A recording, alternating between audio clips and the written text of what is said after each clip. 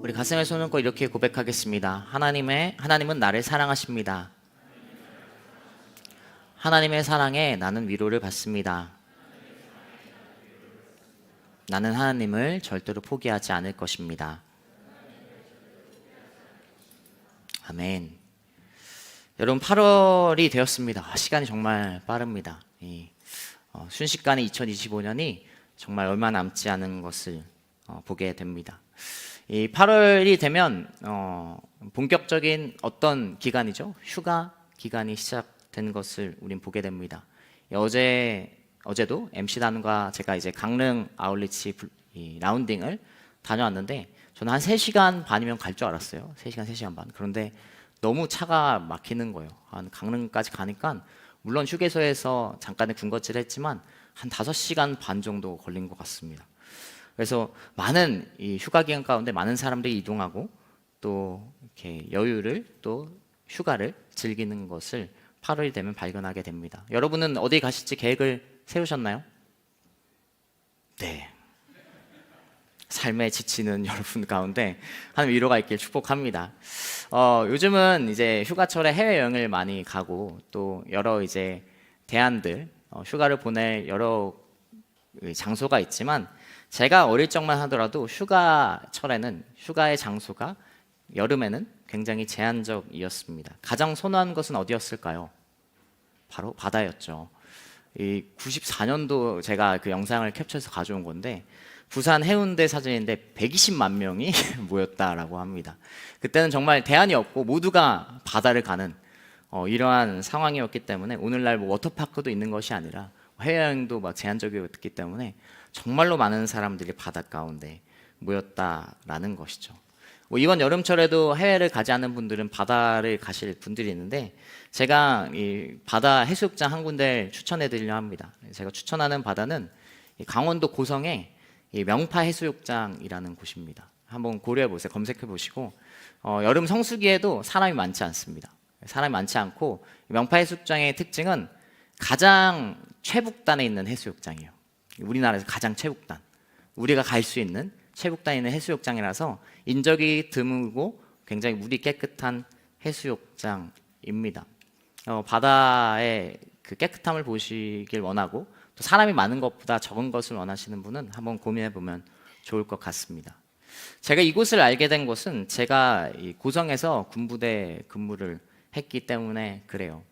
이 명파 해수욕장보다 조금 더 올라가면 이 민간인 통제구역, 제가 이제 GOP에서 근무를 했습니다. 해안 소초에서 근무를 했는데 가장 최북단에 있는 이 소초였어요. 바다에서 해안 소초의 가장 북쪽에서 제가 10개월간 근무를 했기 때문에 이 명파 해수욕장에 대해서도 알았고 그리고 그곳은 오히려 더 올라가서 민간인 통제구역이기 때문에 정말 바다가 맑고 정말로 깨끗한 사람들의 손이 타지 않는 그러한 곳이었습니다.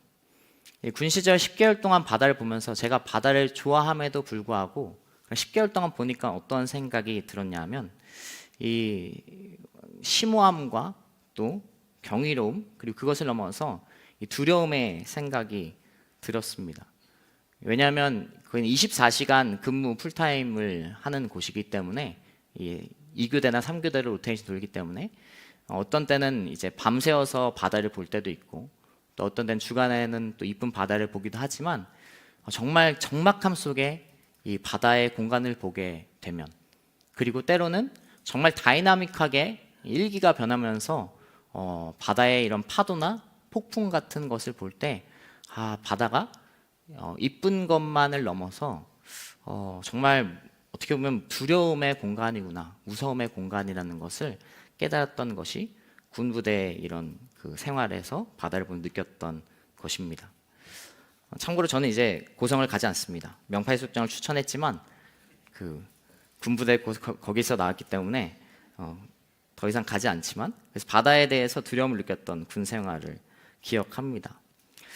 마찬가지로 바다는 오늘도 우리에게 신비한 장소 또 때로는 두려움의 장소인 것처럼 더 이전으로 올라가면 뭐 현대, 근대 그리고 더 넘어가서 고대로 넘어가게 되면 바다는 정말 그 시대의 두려움의 그리고 공포의 장소 중 하나였습니다. 사람을 어떻게 보면 앗아가는 장소였고, 사람의 생명을 앗아가는 장소였고, 그리고 신비로운 그런 자연의 그런 곳이었기 때문에 고대 사회에서도 바다는 공포의 장소였던 것이죠. 그런 공포의 바다의 장소를 이스라엘 역사를 우리가 돌이켜보면 하나님께서 홍해를 가르시는, 바다를 가르시는 놀라운 기적을 행하는 것을 우리는 알고 있습니다. 그래서 그 홍해의 사건은 이스라엘 민족에게 잊을 수 없는 사건이고, 그 지역의 이 팔레스타인 근동에서도 하나님의 영광이 드러나는 굉장히 크나큰 사건 중 하나가 홍해를 가르는 사건이었어요. 하나님의 전능하심을 나타내고 하나님의 일하심을 너무나 잘 나타낸 사건이 바로 홍해 바다를 가르는 사건이었죠. 우리가 오늘 보는 말씀에서도 이 홍해 바다를 가르는 그 두려움과 공포와 무서움의 장소, 그 시대에서 정말로 극복하기 어려운 그러한 바다를 극복했던 홍해 바다의 사건처럼 그 사건이 오버랩되는 요단강을 가르는, 요단강을 건너는 사건이 나오게 됩니다. 우린 지난주 말씀을 통해서 라합과 정탐꾼을 통해 이미 하나님이 일하시고 계시고 하나님께서 예비하시는 것을 함께 보았습니다. 그래서 이 이스라엘 민족은 시딤을 떠나서 오늘 말씀을 보게 되면 힘차게 요단강으로 건너갑니다. 그런데 1, 2절 말씀을 살펴보면 그들이 3일 동안 요단강 앞에 멈춰서 있던 것을 보게 돼요. 하나님의 일하심을 신뢰하고 힘차게 출발했지만 막상 요단강 앞에 마주했을 때 그들은 어떻게 할지 모르는 상태 가운데 3일 동안 시간을 보냈던 것을 보게 되죠. 이 요단강은 평소에는 사실은 그렇게 깊지 않은 강이라고 합니다. 평소에는 한 1.5m, 2m 정도의 그런 강인데 우기가 되고 비가 많이 오게 되면 이 제방까지 물이 불어나서 4m, 5m 그리고 정말 폭우가 올 때는 정말 10m까지도 깊어지는 강이 바로 요단강이었다라는 것이죠. 오늘 이스라엘 민족이 마주하는 요단강은 그렇게 깊은 상태의 우기 때, 추수할 때의 요단강이었던 상태입니다. 그런 이스라엘 백성이 하나님이 말씀하시는데요. 우리 3절부터 5절까지 말씀 함께 보도록 하겠습니다. 같이 읽겠습니다. 백성에게 명령했습니다. 너희가 너희 하나님 여호와의 언약궤와 그 궤를 메고 가는 것을 보면 너희는 너희가 있던 곳을 떠나 그 궤를 따라가라. 다만 너희는 그 궤와 거리가 약 2,000 규빗쯤 되게 하고 궤에 가까이 가지는 말라. 그러면 너희가 어떤 길로 가야 할지 알게 될 것이다. 너희가 전에는 이 길로 지나간 적이 한 번도 없었다. 아멘. 하나님께서 3절과 4절 말씀을 통해 이 정착되어 있는 그들에게 말씀하시는 것은 강을 어떻게 건널지에 대해 하나님은 말씀하시지 않아요. 어떤 것을 말씀하시죠? 레위 제사장들이 언약궤를 메고 앞장서서 가고 그 궤를 따라가라고 하나님께서는 이스라엘 민족에게 말씀을 해 주십니다. 여러분 오늘 말씀을 통해 여러분과 첫 번째로 나눌 말씀은 언약궤를 따라가라라는 말씀입니다. 돌이켜보면 하나님은 이스라엘 민족을 항상 하나님이 앞서 인도하셨어요. 앞장서서 그들이 인도하셨죠. 출애굽기 13장 21절 22절 말씀 이렇게 나타내고 있습니다. 제가 읽겠습니다. 여호와께서는 앞서 가시며 낮에는 구름 기둥으로 그 길을 인도하시고 밤에는 불 기둥으로 그들에게 빛을 비춰 그들이 밤낮으로 갈 수 있게 해주셨습니다. 낮에는 구름 기둥이 밤에는 불 기둥이 백성들 앞에서 사라지지 않았습니다. 출애굽할 때부터 하나님께서는 이스라엘 민족을 구름 기둥과 불 기둥으로 인도하셨어요. 이제 가나안 땅에 들어가기 직전에는 불 기둥과 구름 기둥은 없지만 오늘도 하나님께서는 하나님의 임재를 상징하는 언약궤를 통해서 말씀하십니다. 너희가 따라오라. 너희가 나를 따라오라고 말씀하고 계시죠. 여러분 하나님은 항상 인도하시는 분이에요. 말씀에도 나오지만 그들이 이 길을 가본 적이 없기 때문에 구름기둥 불기둥은 없앴지만 하나님께서는 그들에게 그냥 알아서 가라고 하시지 않으십니다. 항상 하나님을 나타내는 언약궤를 통해서 이스라엘 백성을 인도하고 그들을 따라오라고 이야기하고 계신 것이죠. 우리는 무엇만 하면 돼요? 잘 따라가기만 하면 되는 거예요. 그런데 여기서 포인트가 있습니다. 말씀은 그냥 따라가는 것, 그냥 뒤에서 바로 따라가라고 하지 않아요. 말씀하시는 것은 무엇이었죠? 제사장들이 언약궤를 메고 2,000 규빗, 앞장서서 가라고, 즉 거리를 떨어뜨리고 그들이 따라오라고 하나님께서 말씀하시는 것이죠. 2,000규빗은 약 어느 정도의 거리냐면 약 1km 정도의 거리입니다. 엄청 가까운 거리는 아니죠. 엄청 먼 거리도 아니지만 딱 애매모호한 딱 그러한 거리입니다. 그런데 왜 하나님께서는 1km 정도 되는 거리를 떨어뜨려 오라고 하신 걸까요? 뒤에 말씀에 나오지만 그러면 너희가 어떤 길로 가야 될지 알게 될 것이다 라고 하나님께서 말씀하신다라는 것이죠. 이게 무슨 말일까? 이게 어떠한 이야기일까? 하나님은 이스라엘 백성이 어떤 것을 이야기하냐면 안전거리를 두라고 오늘 말씀하시는 거예요. 안전거리를 두고 1km 정도 거리를 두고 너희가 나를 따라와야 너희가 어디로 가야 될지 알 것이다 라고 하나님께서 말씀하시는 것이죠. 운전을 하시는 분은 알겠지만 안전거리는 어떠한 것입니까? 굉장히 중요하죠. 굉장히 중요한 겁니다. 안전거리를 지켜야 어떤 우발적인 상황에서 사고를 예비할 수 있죠. 그리고 안전거리 지키지 않아서 대부분 우리나라 자동차 교통 문화가 사실 좋지 않기 때문에, 질서가 좋지 않기 때문에 안전거리 우리가 거의 지키지 않잖아요. 근데 정말 맞닥뜨릴 정도로 같이 붙어 있으면 어떤 상황이 발생하죠? 그 너머의 것이 안 보여요. 바로 붙어 있으면, 조금 떨어져 있으면 이 앞에 신호가 무엇인지, 그리고 앞에 차가 어떠한 상황인지 오히려 잘 보입니다. 그런데 차와 차가 안전거리 지키지 않고 정말로 가까이 있다면 그 차로 인해서 그 뒤에 상황이 어떠한지, 그 옆에 상황이 어떠한지 우리는 잘 못 보게 되는 것을 보게 됩니다. 안전거리를 지키지 않으면 사고가 날 가능성이 굉장히 큰 것이죠. 왜 우리는 안전거리 지키지 않을까? 운전할 때 여러분 왜 안전거리 지키지 않으세요? 저도 마찬가지입니다. 네. 그러면 안 되지만 조급함에 지키지 않는 것이죠. 빨리 가고 싶으니까, 서둘러야 되니까. 그 조급함에 우리는 안전거리 지키지 않아요. 하나님께서 말씀하시는 것도 마찬가지예요.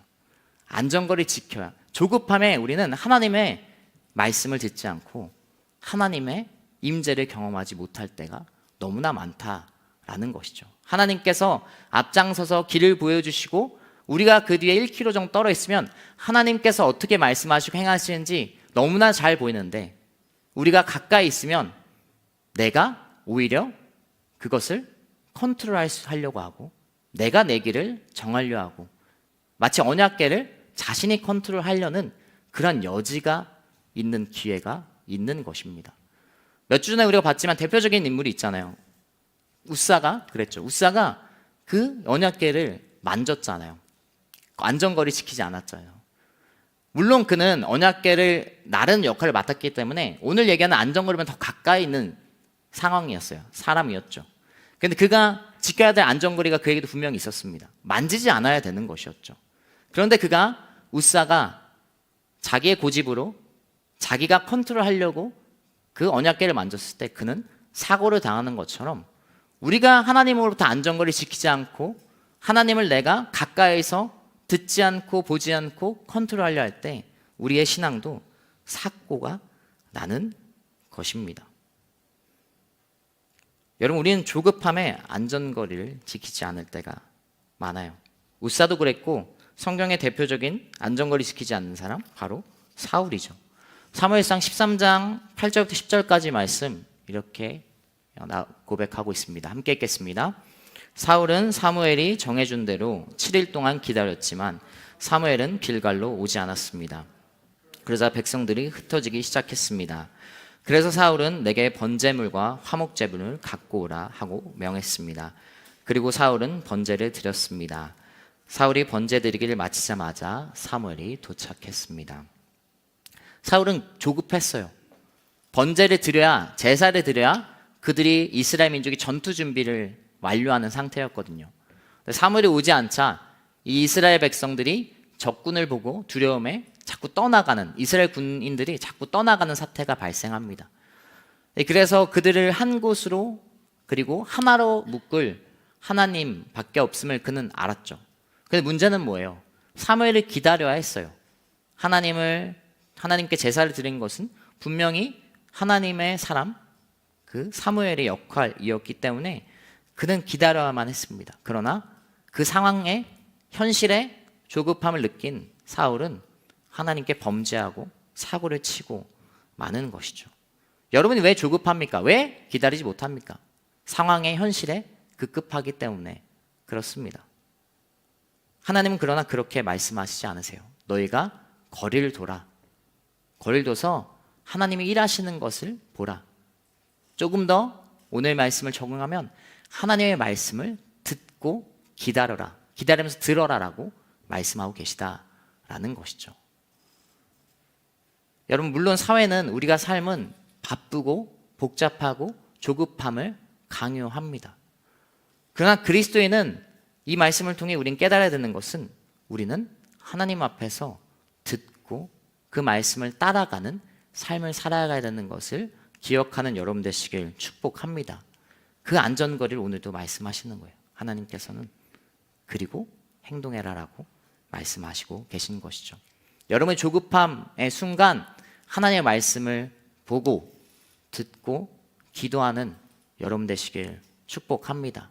내가 결정하기보다, 내가 컨트롤하기보다 그러한 하나님의 사람 되기를 축복합니다. 우리 계속해서 11절부터 15절까지 말씀 함께 읽도록 하겠습니다. 같이 읽겠습니다. 보라, 온 땅에 주의 언약궤가 너희 앞서 요단강을 건너게 될 것이다. 그러니 이제 이스라엘 지파 가운데 각 지파에 한 사람씩 12명을 뽑으라. 여호와 온 땅에 주 되시는 여호와의 궤를 맨 제사장들이 요단강에 발을 담그고 선 순간 아래로 흐르던 물이 끊기고 벽을 이루어 서게 될 것이다. 그리하여 백성들은 요단강을 건너기 위해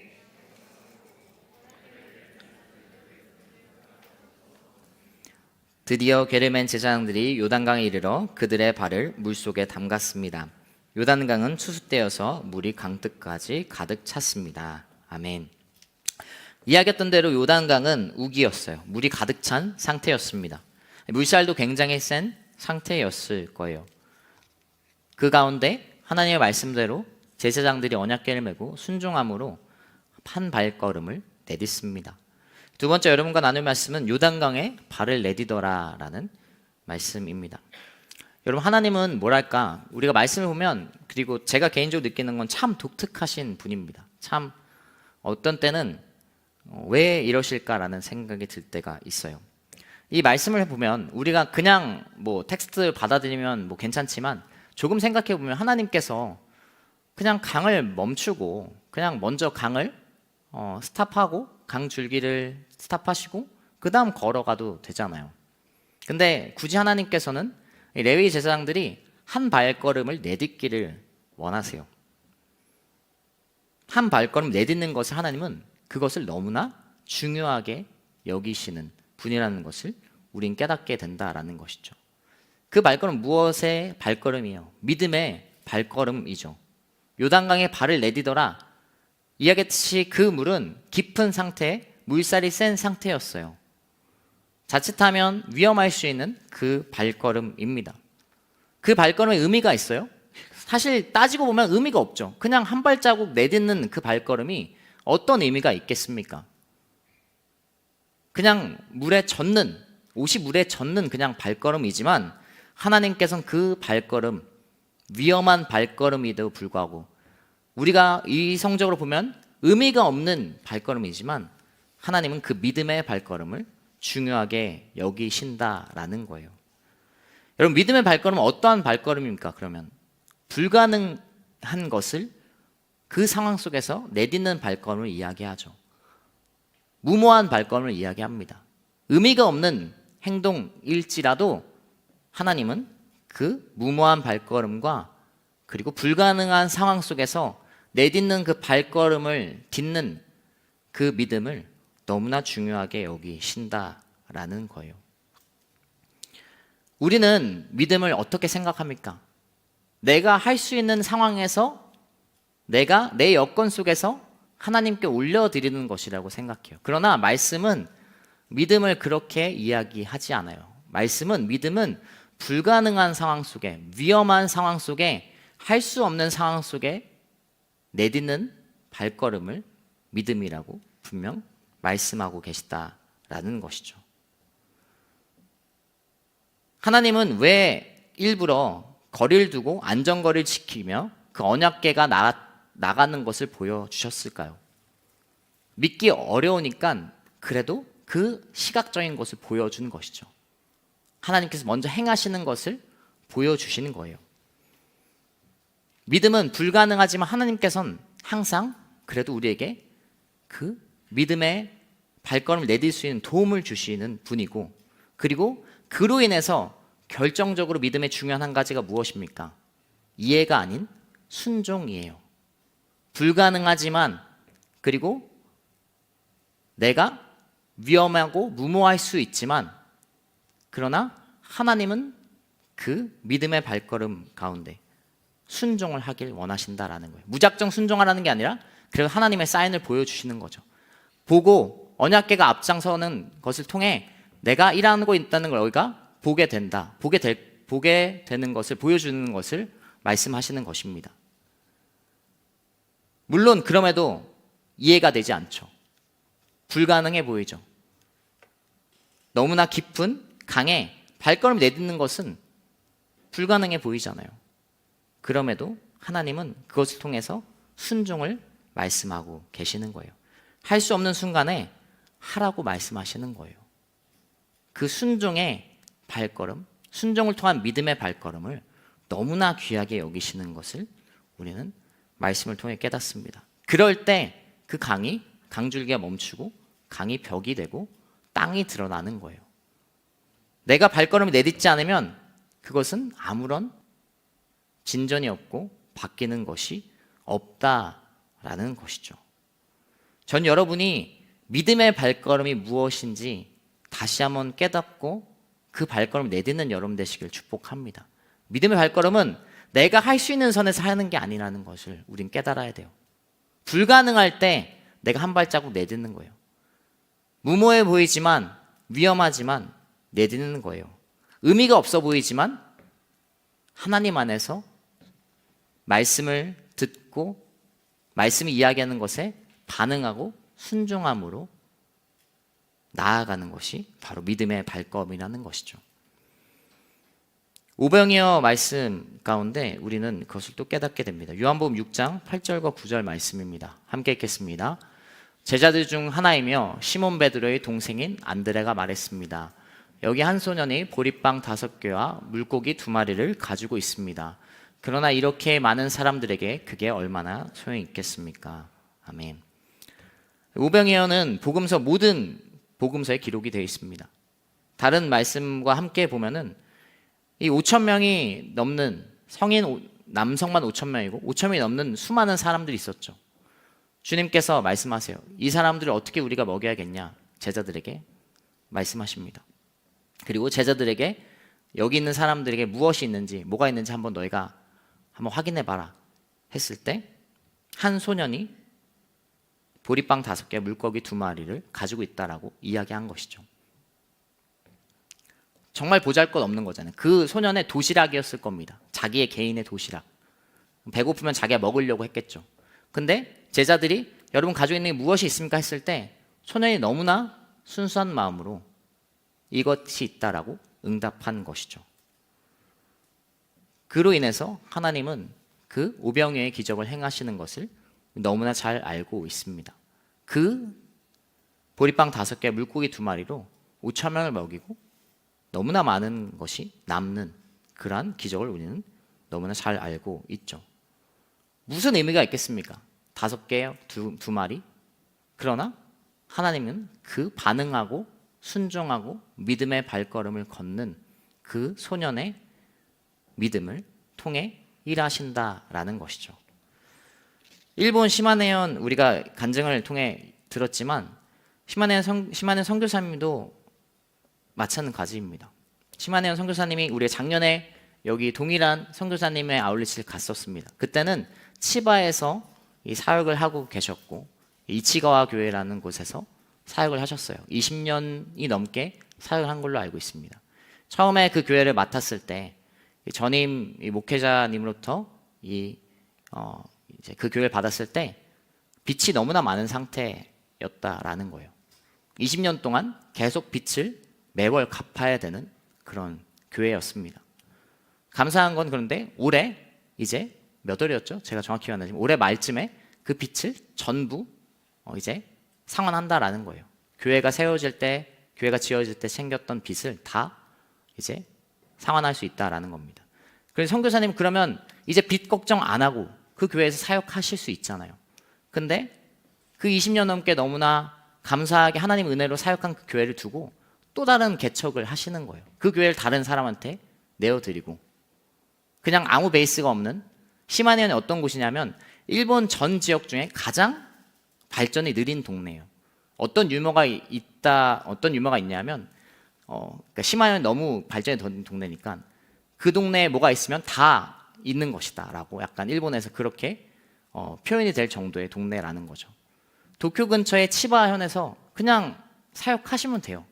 빚 걱정 없이 이제는 그냥 하나님 가운데 평안하게 사역할 수 있는데 정말로 그냥 그것을 내려놓고 정말 아무도 없는 베이스도 없는 그곳에서 새로운 사역을 시작하시는 거죠. 믿음의 발걸음을 가지고 무모하지만 불가능해 보이지만 하나님의 일하심을 기대하며 그 발걸음을 내딛는 것이죠. 전 여러분이 오병이어의 소년의 믿음과 그리고 어린아이 같은 믿음을 가진 믿음의 발걸음을 내딛는 여러분 되시길 축복합니다. 전 여러분이 소년과 같은 소녀와 같은 순수함을 가지길 축복합니다. 왜 어린아이 같이 하나님께서 그 어린아이로 우리에게 말씀하셨을까요? 예수님께서 어린아이를 통해서 배우라고 말씀하셨을까요?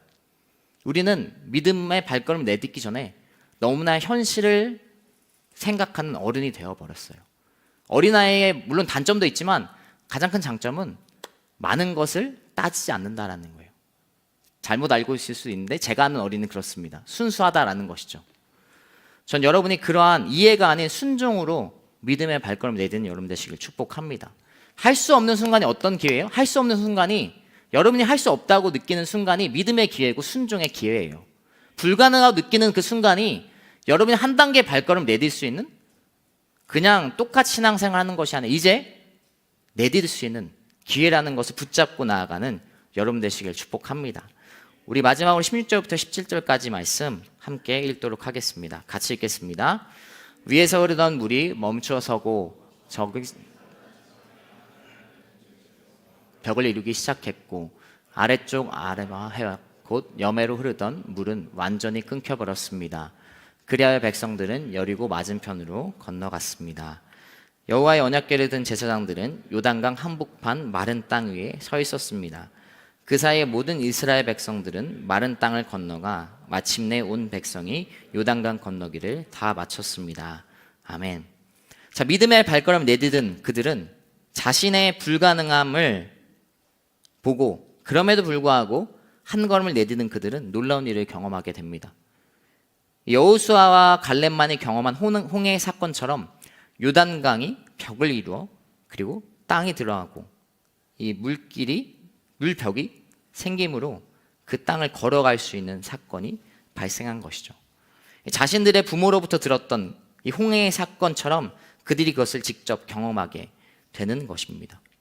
물이 흐르던 강에 땅이 드러나는 것은 정말 놀라운 일이죠. 상상할 수 없는 일입니다. 그런데 심지어 그 땅은 어떤 땅입니까? 17절 말씀을 보면 요단강 한복판에 마른 땅이라고 나와요. 세 번째 여러분과 나누고 싶은 말씀은 마른 땅을 경험하라입니다.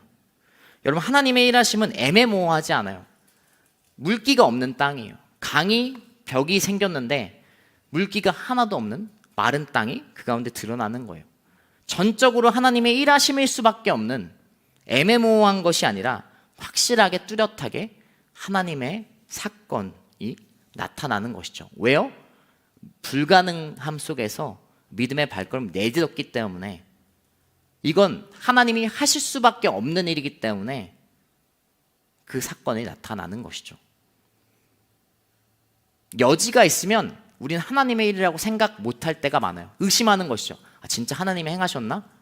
그런데 정말 내가 불가능한 상황에서 발걸음 내딛으면 하나님의 완전한 일하심을 경험하게 되는 거예요. 확실하고 뚜렷한 하나님의 마른 땅이 드러나는 것이죠.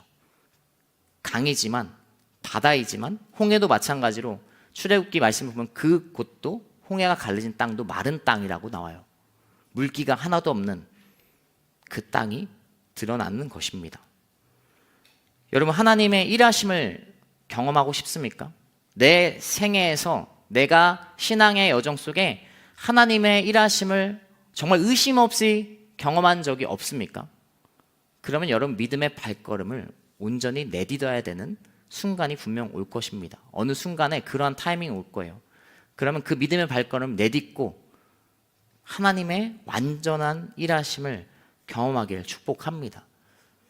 그런 적이 없는 거죠.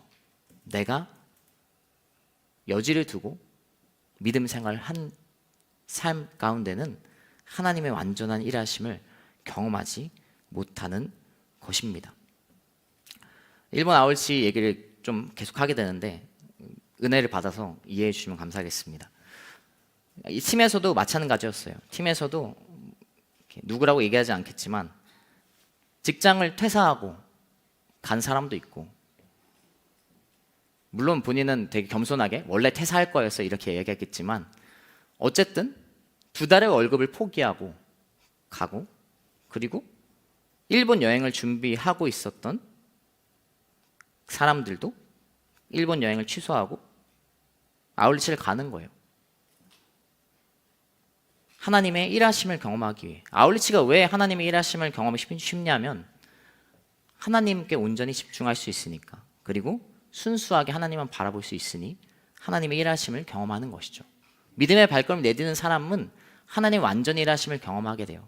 아까도 얘기했지만 간증처럼 정말로 1시간에 3-4명 정도 볼까 말까한 그 뜨거운 날씨 속에 한 사람을 만났는데 그 한 사람이 교회 앞에 카페를 운영하는 사람이고, 그 한 사람이 긍휼한 마음을 장애인 사역을 하고 훌륭한 그런 인품을 가진 사람이고, 그 한 사람을 예비하시는 우리 하나님을 경험하게 된다는 거죠. 그 한 사람이 자매가 일했던 회사의 티셔츠를 입고 있고, 믿음의 발걸음 걸으니까 하나님의 온전히 일하심을 경험하게 되는 것입니다.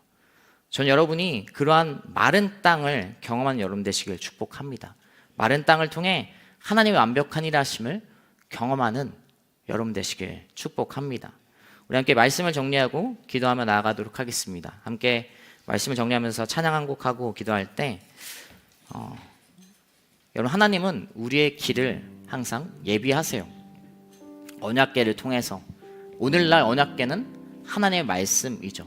우리가 보는 성경, 하나님과 대화하는 기도, 그리고 하나님과의 함께하는 예배 가운데 항상 하나님 우리에게 길을 보여주시고 삶 가운데서도 우리에게 항상 우리의 길을 인도하고 계세요. 그 가운데 여러분, 하나님의 그 인도하심을 따라가는 여러분 되시길 축복합니다. 그러기 위해서 여러분 믿음의 발걸음 내딛으세요.